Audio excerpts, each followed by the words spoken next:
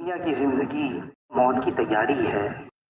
دنیا کی زندگی موت کی تیاری ہے. پیدا ہوتے ہی ایک کان میں اذان، دوسرے کان میں اقامت. اب جنازے کا انتظار ہے، تیار ہو جائے، نماز جنازہ پڑھ دی جائے. موت اس کا کوئی انکاری نہیں ہے. ہاں، موت کے بعد کیا ہوگا؟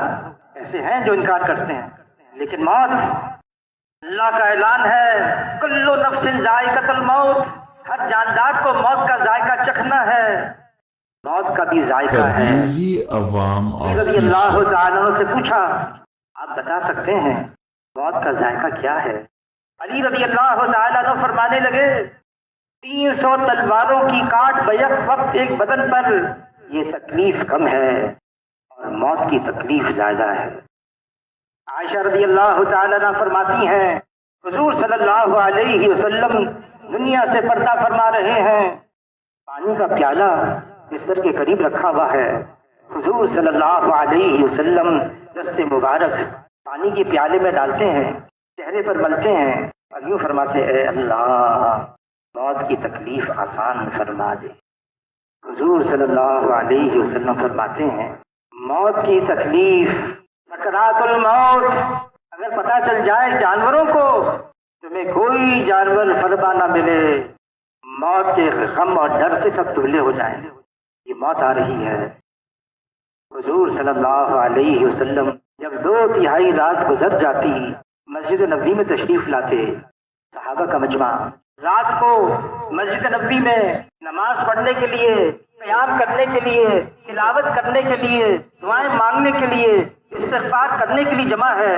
اور ان میں حضور صلی اللہ علیہ وسلم سب سے پہلے اعلان فرماتے لوگوں اللہ کو یاد کرو، لوگوں اللہ کو یاد کرو، قیامت کا زلزلہ اور سور پھونکنے کا وقت آ رہا ہے. موت اپنی ساری سختی سمیت آ رہی ہے.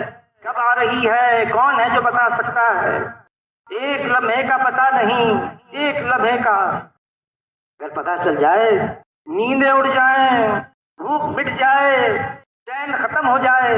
فرمایا جتنا معلوم ہے تمہیں معلوم ہو جائے نا موت کے بارے میں، ہنسنا کم کر دو، رونا زیادہ کر دو، بستر پر لذت اٹھانا چھوڑ دو.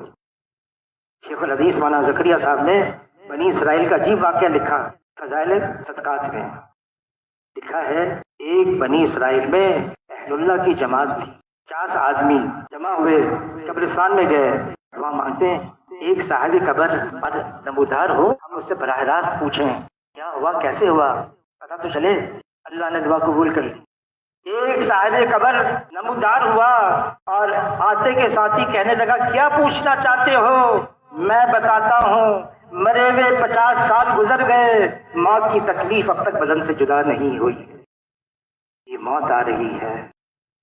اللہ کے رسول ہم نماز پڑھتے ہیں، زندگی کی آخری نماز سمجھ کے پڑھتے ہیں. فرمایا تم یوں کہہ رہے ہو، میں تو یوں کہتا ہوں نماز کے اختتام پر میں ایک طرف سلام پھیروں، پتہ نہیں دوسری طرف سلام پھیرنے کا موقع ملے گا یا نہیں. بھروسہ نہیں دنیا کی زندگی کا. موت کی تیاری، فرمایا عقل مند ہے وہ انسان جو موت کو کثرت سے یاد رکھے، موت سے پہلے موت کی تیاری کر لے.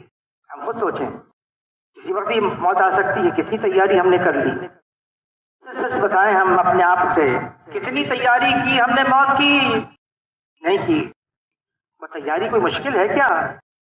تیاری یہ ہے جس اللہ کے پاس ہم لوٹ کر جا رہے ہیں، جس نے ہمیں بنایا ہے، اور جس اللہ کے پاس ہم لوٹ کر جا رہے ہیں اس کو راضی کرنا ہے.